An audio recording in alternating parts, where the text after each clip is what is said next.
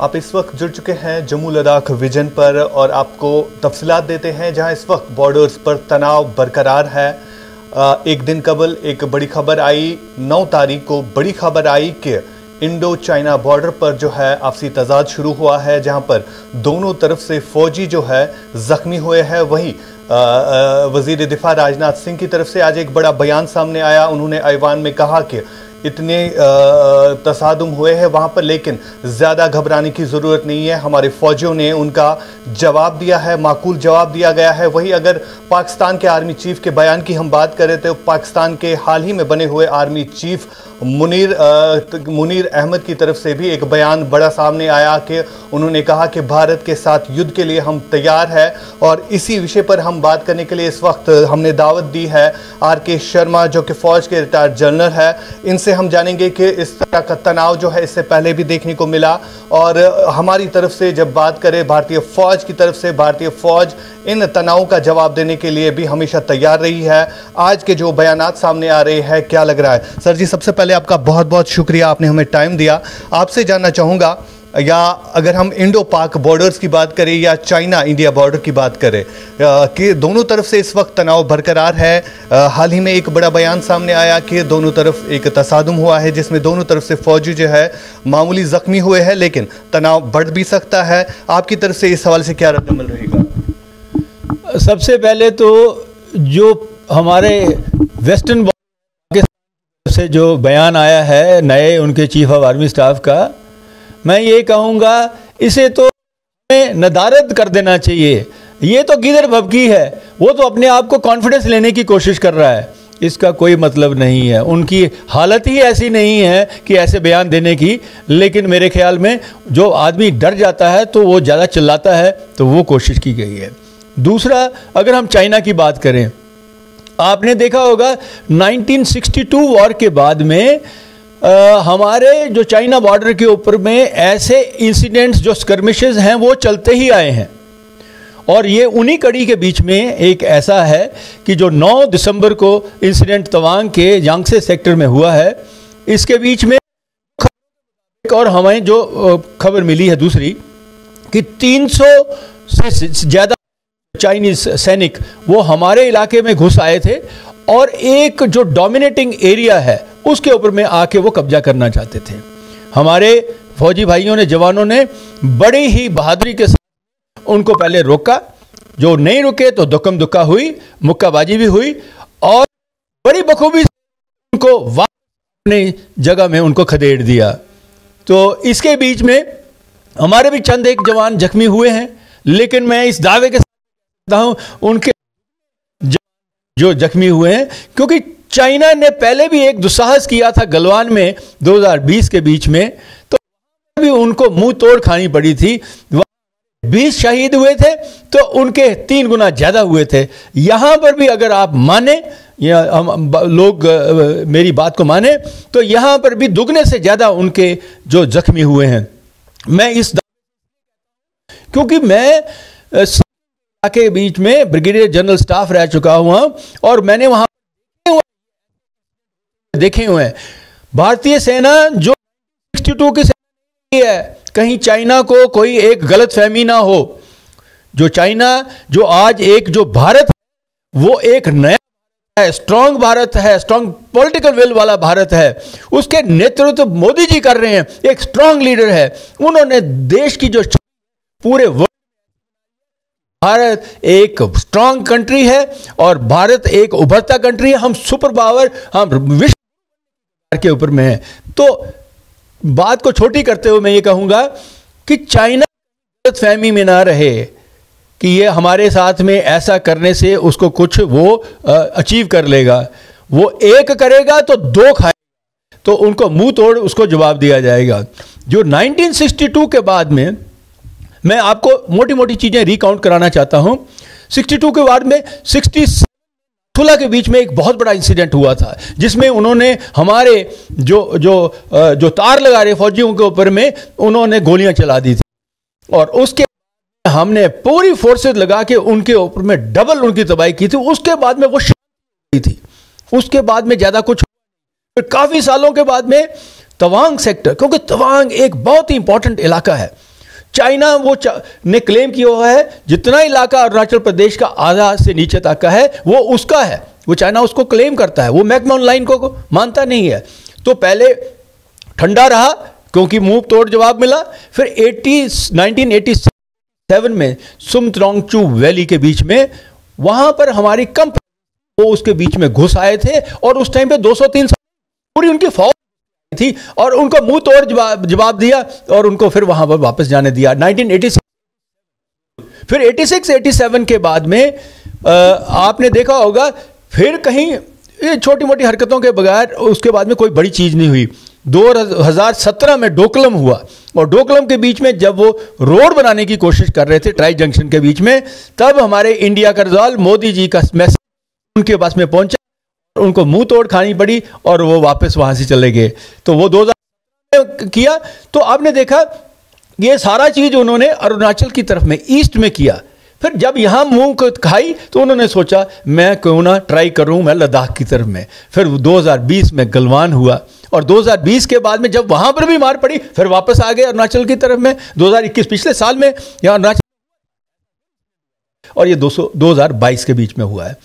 तो मैं ये कहना चाहूंगा कि चाइना एक विशाल कंट्री है, उसका 14 देशों के बॉर्डर शेयर करता है, 12 बॉर्डर का उसका टेंशन है, बॉर्डर के साथ में उसकी जो प्रॉब्लम, और वो उनको सुलझाना भी नहीं चाहता, नहीं सुलझाना चाहते। वो सुलझाना इसलिए नहीं चाहता है क्योंकि उसकी एक विस्तारवादी नीति रही हुई है और उस विस्तारवादी नीति के बीच में वो चाहता है स्ट्रांग बन जाऊं, सुपर पावर बन जाऊं, तो तब मैं उस टर्म के ऊपर में कंडीशंस के ऊपर में उसको डिक्टेट करूंगा और तब मैं उनके पर हमला करके या उनको बनाऊंगा। शर्मा साहब आपसे जानना चाहूंगा, इस वक्त जो है देश पूरा देश सवाल कर रहा है, अपोजिशन पार्टियां सवाल कर रही है कि ये दोहरी पॉलिसियां क्यों? अगर हम पाकिस्तान को मुंह तोड़ जवाब दे सकते हैं तो चाइना को क्यों नहीं? चाइना के जो बॉर्डर्स है वहां पर हम क्यों नहीं सर्जिकल स्ट्राइक कर सकते हैं? उनको करारा जवाब क्यों नहीं दे सकते जिस तरह हमने पाकिस्तान को दिया है इससे पहले, और आप भी शायद उसमें हिस्सा रहे थे। मुझे बताइए ये क्या हम चाइना से डरते हैं, ऐसा है क्या? देखिए पहले तो मैं ये कहूंगा कि चाइना या चाइना मैन कोई 6 फीट टॉल आदमी नहीं है, चाइना कोई बहुत बड़ा नहीं है, हम डरते नहीं हैं, ना पहले डरते थे ना आज डरते हैं, और आज की स्थिति तो बिल्कुल और है। लेकिन मैं ये कहना चाहता हूं कि चाइना के साथ में कुछ ऐसा हुआ ही नहीं। जब पाकिस्तान ने दुस्साहस की हमारे अंदर आके हमारे लोगों को, और पिछले इतने सालों से जो हमारी बीच में टेररिज्म चलाया जा रहा है, तो सबक सिखाने के लिए हमने अंदर जाके उसको स्ट्राइक की। लेकिन चाइना ने कुछ जितना करता है उससे दुगना मारते हैं। आप चाहे मैंने आपको इंसिडेंट्स बताए हैं बिल्कुल कि चाहे वो सुमद्रोंगचू हुआ था, चाहे वो बुमला के ऊपर में, चाहे वो डोकलम में हुआ था, चाहे वो ऊपर गलवान में हुआ था। तो जिसको बोलते हैं ना सबक के लिए हमने उसको कुड प्रो को, यानी कि जो किया उससे दुगना उसको मार के रख दिया। तो उससे सर्जिकल स्ट्राइक्स वगैरह चाइना के बीच में करने से हमको मेरे ख्याल में ना तो बनती है और ना ही हमको इस वक्त करने की ज़रूरत है।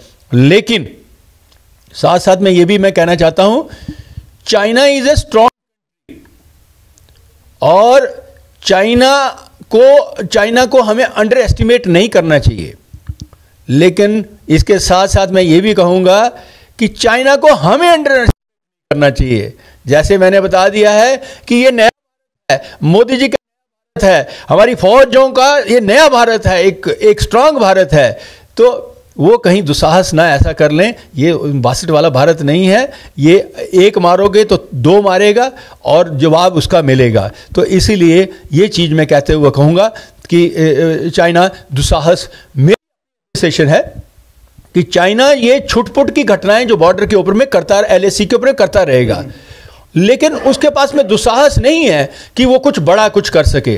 वो कर रहा है ताकि ये जो बॉर्डर डिस्प्यूट अलाइव जिसको बोलते हैं ना, आग सुलगी रहे, और तब कल को जब बड़ी उसकी बड़ी ताकत हो जाए, क्योंकि वो भी सुपर पावर बनने वाला, हम इसको डिनाई नहीं कर। वो सुपर पावर के रास्ते में है, और हम भी, हिंदुस्तान भी, जो भारत भी हमारा सुपर पावर की तरफ में बढ़ रहा है, हम भी एक विश्व पटल के ऊपर में विश्व गुरु बनने वाले हैं। तो इसलिए चाइना उसको आग को सुलगाए हुए रखना चाहता है। मैं कहता हूं कोई डरने की बात नहीं, चाइना एक मारेगा, हम दो मारेंगे। तो इसलिए ये हमें क्विड प्रो का करना होगा। बिल्कुल, ये तो रही बात इंडो चाइना बॉर्डर के हवाले से। अब हम बात करते हैं कश्मीर सिचुएशन की। जिस हिसाब से आप देख रहे हैं कि हाल ही में एक बड़ा बयान फौज की तरफ से भी सामने आया, जिसमें कहा गया है कि अभी भी जम्मू कश्मीर में 300 से ज्यादा मिलिटेंट जो है एक्टिव है, लेकिन लॉन्चिंग पैड्स पर इन मिलिटेंटों का कम होना ऐसा लग रहा है जिस हिसाब से सर्जिकल स्ट्राइक्स भी हुई है। जनरल साहब, आपसे जानना चाहूंगा, अभी भी पीओके में कई सारे ये कैंप्स जो है, मिलिटेंट्स के कैंप्स जो है वो चल रहे हैं, उस हवाले से भारत क्या कुछ कर रहा है? देखिए, जो मिलिटेंसी है या जो टेररिज्म है जम्मू एंड कश्मीर के बीच में, ये अंतिम कगार के ऊपर में है। आपने देखा है ऑल आउट ऑपरेशंस किए गए और उसके बीच में हमने उनका सफाया कर दिया है। और अभी उस बौखलाहट के कारण, क्योंकि पाकिस्तान को उसके बीच में अभी पूरी जितने मिलिटेंट पहले तो आने के पार ही नहीं आने देते हम लोग, क्योंकि हमारा एंटी इन्फिल्ट्रेशन ग्रिड बड़ा अच्छा, वो अंदर की फसल को हमें अभी पूरा ही खत्म करना है, वो ज्यादा हमारे लिए इंपॉर्टेंट है। तो जब ये सारा काम खत्म हुआ तो अभी वो क्या कर रहा है कि उसने एक दूसरा नया टैक्टिक्स इजाद किया है। वो जो हथियार वगैरह जो टनल्स के थ्रू पहले शुरू किया, फिर उसके बाद पंजाब के थ्रू, फिर ड्रोन्स के थ्रू शुरू किया है, और पहले हथियार, फिर देखा कि हम एक जो यूथ कश्मीर का उसको कैसे बरगला से, कैसे उसको गुमराह कर सकें, कैसे उसको लड़ा सकें, तो उसके लिए ड्रग्स को भी अंदर डाला। ये सबसे प्रॉब्लम हो रहा है अभी। वो चाहते हैं कि हम ड्रग्स के को रेडिकलाइज, जितने यूथ हैं, तो उसके लिए जो जमाते शरीयत वाले जो हैं, इनको पहले डंडा, आज इनको अंदर का वो हुआ और वो कम हुआ है, लेकिन अभी भी ये रेडिकलाइजेशन, पाकिस्तान की ये स्कीम है, रेडिकलाइज करो पहले इनको, फिर उनको उनमें से कुछ लोगों को आर्म्स की ट्रेनिंग दो और बाद में नशे के बीच में डालो, ताकि वो बाद में वो नशे जो बॉम्बर बन के आ जाए। तो ये पाकिस्तान की एक नई स्ट्रेटजी इजाद हुई है। लेकिन मैं ये कहूँगा कि जम्मू कश्मीर में ओवरऑल देखना है, जो 370 के बाद में, टूटने के बाद में आज क्या हाल है, बहुत नियंत्रण हो रखा है, बहुत आप ये तो प्रोपेगेंडा की बात है। प्रोपेगेंडा कौन करते हैं? ये पार्टियों वाले करते हैं, या जो बाहर की कंट्रीज हैं वो करती हैं। प्रोपेगेंडा में हमारे जो कश्मीर वाली पार्टीज हैं, चाहे एनसीपी है, कुछ भी है, क्योंकि उनको मिलना चाहिए कुछ मुद्दा बोलने के लिए। लेकिन मैं son of Jammu Kashmir light infantry का सोल्जर हूं। मेरे 20% जवान हैं जो रिटायर्ड भी हैं और वो कश्मीर के हैं, वो मुझे फीडबैक देते हैं। 75 से 80% कम से जो लोग हैं, एक आम कश्मीर का खुश है, खुशहाली आ रही है, सब कुछ अच्छा हो रहा है, लेकिन दिखाया कुछ और जा रहा है, क्योंकि ये वेस्टेड इंटरेस्ट इनके हैं। तो इसलिए हमें घबराने की कोई जरूरत नहीं है। हम दो चीजें करनी पड़ेगी। पहला, इंटरनल, जो सर्जिकल स्ट्राइक हमने बाहर की पाकिस्तान, इंटरनल करनी पड़ेगी। इन बचे हुए लोगों के ऊपर में इनको मारना पड़ेगा, और उसमें डरना नहीं है हमको। वर्ल्ड ओपिनियन क्या है? वर्ल्ड ओपिनियन, इजराइल कहीं डरा किसी? यहां कुछ ये अपने ये जो रेडिकलाइज कर रहे हैं, जो ऐसा कर रहे हैं, जो हवाला मनी वगैरह इनको दे रहे हैं, इंटरनल सर्जिकल स्ट्राइक करनी पड़ेगी। दूसरी, हमें ड्रग करना पड़ेगा। तीसरा, हमको जो है इंटेलिजेंस को बहुत ही स्ट्रांग और करना पड़ेगा, कि जिससे कि पहले कुछ होना हो, उससे पहले खबर मिल जाए, तो फिर क्यों बाद में फायर फाइटिंग क्यों करनी? तो ये सारी चीजें हमको करनी पड़ेगी। और मैं कहता हूं कि जम्मू कश्मीर एक प्रगति के रास्ते है, और ये नहीं है कि मैं किसी, लेकिन जो देश के प्रधानमंत्री है, उन्होंने एक नई डायरेक्शन दी है, और ने जो हमारे, मैं बोलता हूं, सबसे उम्दा आज तक के डिफेंस मिनिस्टर हुए हैं, जो कहते हैं सो वो करते हैं, और जो भी वो बयान देते हैं सोच समझ के बयान देते हैं, कोई ऐसे बांखुड़ी वाला जैसा बयान नहीं दे देते हैं। उन्होंने अभी जो कहा, जैसे पूछा था, जो यहां पर हुआ अरुणाचल प्रदेश में। उन्होंने बोला कुछ घबराने की जरूरत नहीं है, हमने मुंह तोड़ जवाब दिया हुआ है और कोई कुछ नहीं कर सकता हमारा। उन्होंने ये भी कहा पीओजे के जो हमारा हिस्सा हम उसको ले लेंगे। तो मैंने कहा था, हमने सपोर्ट किया है कि उसको, कि हाँ वो हमारा हिस्सा आएगा, ऐसा दिन भी आएगा जब कि पीओजे वो ऑलरेडी वो हाथ पसार के बोलेंगे हिंदुस्तान भारत हमारे पास और हमें अपने साथ में मिलाओ, हमें लड़ने की शायद ज़रूरत ही नहीं पड़ेगी, वो मौका आने वाला है। बहुत बहुत शुक्रिया। तो नाज़रीन, ये थे major general retired R K. Sharma साहब। इनसे हमने बात की। इनके कहने के मुताबिक आज जो जम्मू कश्मीर में हालात दफ़ा 370 के बाद बन गए हैं, नॉर्मल सी लौट आई है, लेकिन ड्रग्स जो है फैलाया जा रहा है और ये पाकिस्तान की तरफ से फैलाया जा रहा है, इसको रोकने की बहुत ज़रूरत है। बहुत बहुत शुक्रिया इस इंटरव्यू को देखने के लिए।